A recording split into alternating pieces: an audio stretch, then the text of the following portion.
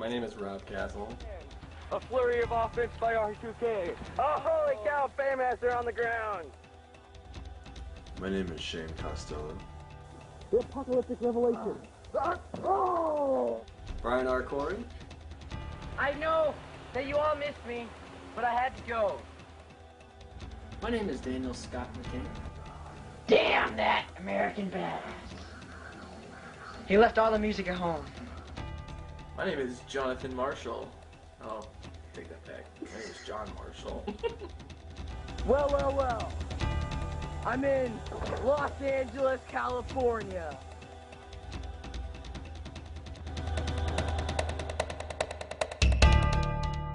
Well, I only had one wrestler, and that was R2K. My primary character was Muscles McGee. There was Insomnia the President.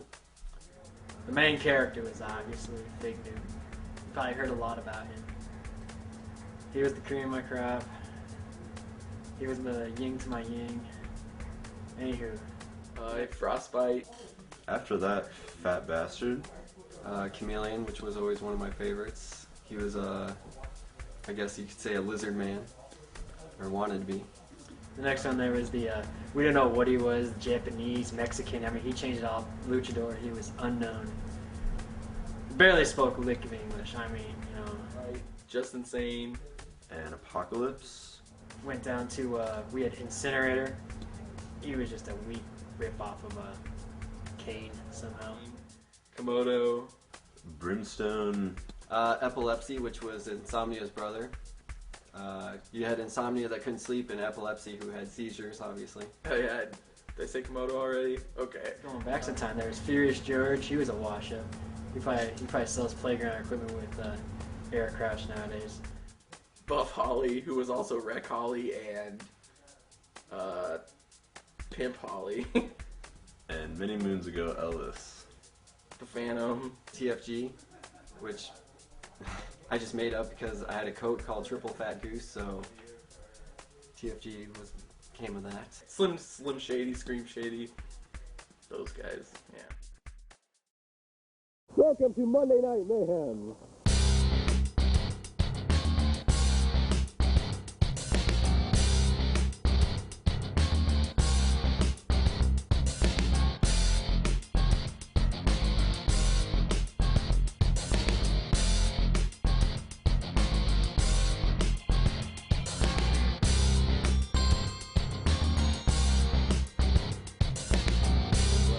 Fight. He's got this. He's all him. Come on. Stand the man starting to recover. Stand the man starting to recover. Stand. Oh, he can't get it. Ooh, for boss fights wanted. Boss fights wanted. Boss fights wanted. Inspiration was the WWF. I was a huge fan back in the day. And then, I don't really remember how it all started, but we just decided to start kicking the crap out of each other and kind of evolved from there. But yeah, WWF was 100% responsible. At first we started just ripping off WWE storylines. I mean, our names were for groups were the Corporation and DX and the Ministry, which all were big organizations in WWE, WWF at the time. God, those days were awful. Yeah, I started in Dane's basement and Brian's basement. Then eventually we actually started getting a little more serious about it, and once we were able to start using Brian's backyard with the mattresses and the shed, like that's when everything kind of evolved, because then we were able to do the music and all the crazy stuff that we did. Eventually we became more creative, more characters developed instead of just came out and said the same things over and over again. Storylines developed, and our wrestling ability is way better than it used to be. My parents thought I was completely crazy. My mom, she hated it. She thought I was going to get hurt. She wasn't really comfortable with me wrestling. There were oftentimes where saying that I was going to Brian's house would lead to an argument. My grandma always made a mistake of showing her one time. She about had a heart attack. My mom was really, she was a really good mom. It's amazing she would let me do all the stuff that we did in our backyard, how stupid we were, throwing each other through tables, hitting each other in the head with cookie sheets. She was just letting us be kids. The real opinion during the time was, I can't believe Lynn is letting you guys do this. If they were doing that in my backyard and somebody got hurt, they would be millionaires off lawsuits and stuff. Probably the worst time I was injured was the tennis ball accident. Started off with me hitting you with something, right, John? You threw it at me when I came out. I threw the tennis ball at John. And we when have I came video up. proof. Show it right now.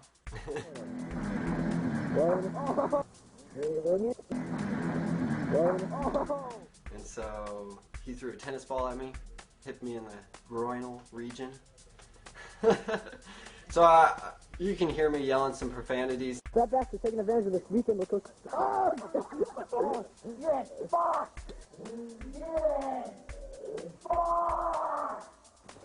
Definitely hurt the rest of the match. The match probably still went on for another 10, 15 minutes. So he hit me with a Burger King cup. Yeah, he acts like it's the end of the world, but I mean, But seriously, the Burger King cup didn't hurt. So then he hit me with the belt. That would actually probably hurt. It did hurt, and you can hear me go ow, and then you hear him go. And the whole time, me and Shane are talking as Fat Bastard about how he's gonna kill me. Come on, you. Oh, kicked out. He's gonna kill me. And he did it. Yeah, you were in that match, Brian. Oh yeah, I guess. he got so pushed to the side of that match when he won. He wins the match too. One time I told Brian, I'm like, don't powerbomb me. He had me up in the air. Don't powerbomb me. I was like, swear, don't powerbomb me. He powerbombed me. Boom. I got him. Oh, right across his face. Well, one time I had a concussion because I was practicing a move where I flip over somebody while we connected heads, and then I'm sure people have seen the tape of how I acted after the concussion. I threw up a couple times, but other than that, I was pretty much fine. I don't know how we didn't die, but we never did. Like, one time I landed on my head and my shoulder, and Jeremy comes and asks me, I know this is a stupid question, but are you alright? But I was fine. I mean, you know, you had your bumps, your bruises, your hurt wrists and hurt ankles, but nothing broken, nothing serious, nothing like Rob. This was the debut. Let me break this down for you. This is the debut of the Italian Mobsters. It was me and Shane. I was Vinny the Butcher. He was Sammy the Silent Sicilian Snake, Tantadinati. Now here's the problem with. How do you remember that name? How can you not remember that? Tantadinati or whatever. Sammy the Silent. Where do you So I come out. I mean, this match was screwed from the beginning. Let me tell you why. I'm Vinny the Butcher. This is Sammy the Silent Sicilian Snake, Tantadinati. That means you don't talk. That means he doesn't talk. I say that. I'm like, yo, my partner doesn't speak much. He's the Silent Sicilian Snake. My buddy, he don't speak much. Who are these guys? Silent Sicilian snake, Tonto the Naughty. I end the promo. What does Shane do? He grabs the mic and goes, I just want to explain. I want to explain why we carry this pizza box. And I was like, I looked at him like, fucker, you're supposed to be the Silent Sicilian Snake. He's the speaking Sicilian. You know, you don't apparently. speak. I just want to. And he explained that our grandfather's ashes were in the box. Apparently. You know, there's a lot of great Italian traditions, and one of those is putting ashes In a so Godfather's founded in Omaha, Nebraska pizza box. box. We're fighting the Mexican gangsters, and I wanted to powerbomb Carlos, which was played by Jeremy Lubash, and he wasn't up for it, so he went to reverse it, which is all good and dandy with me. Dandy. Until he kind of, if you watch the replay, he kind of pushes off on my legs, and it kind of, I wasn't It expecting seemed that. like he ran away from the man at the same time. Yeah, he ran away from the mat, and then I folded like an accordion. He was scarred for life after that. Yeah.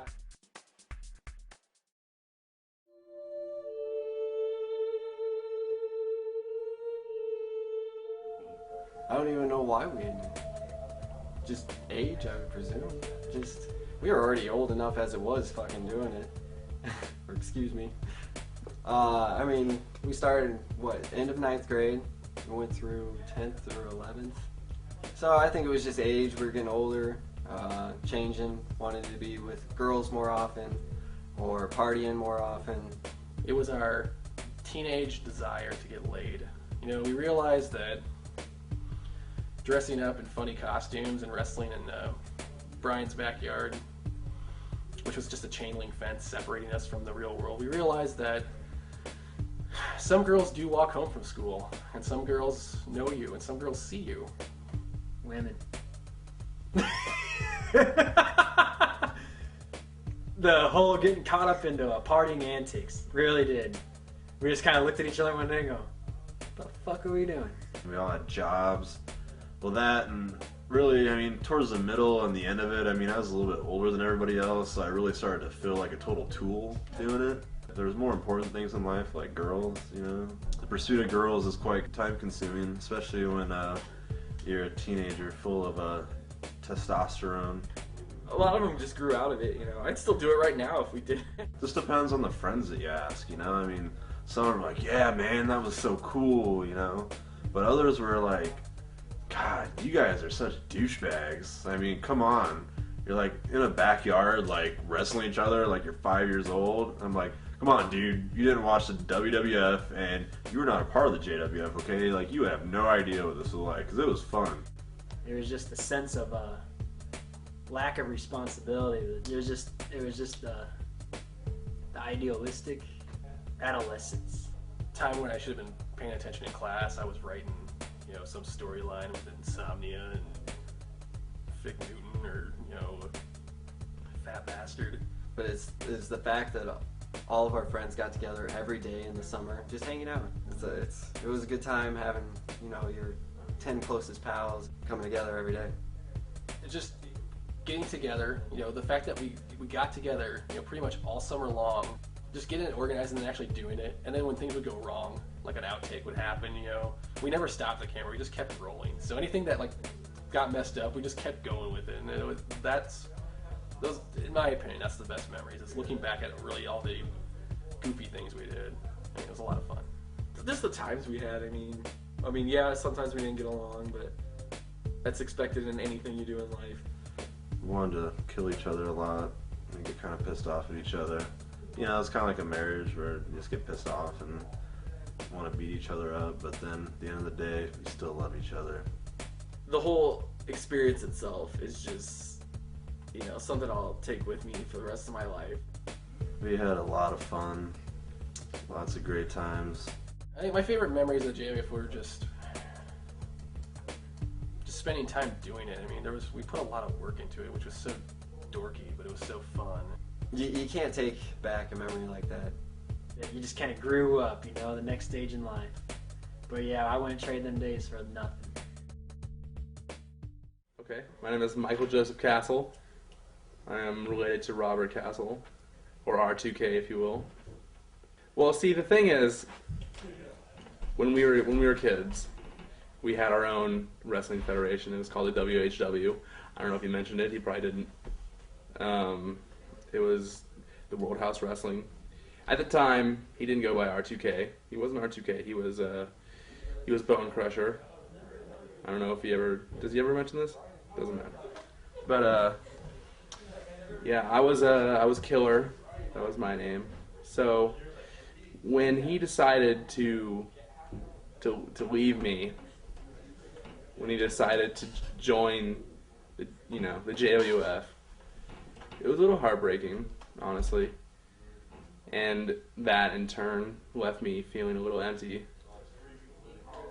You're in a backyard wrestling federation with your friends and your brother, and he leaves, and that ends it. That's the finish. So basically, he joins the JWF, and I'm left with nothing.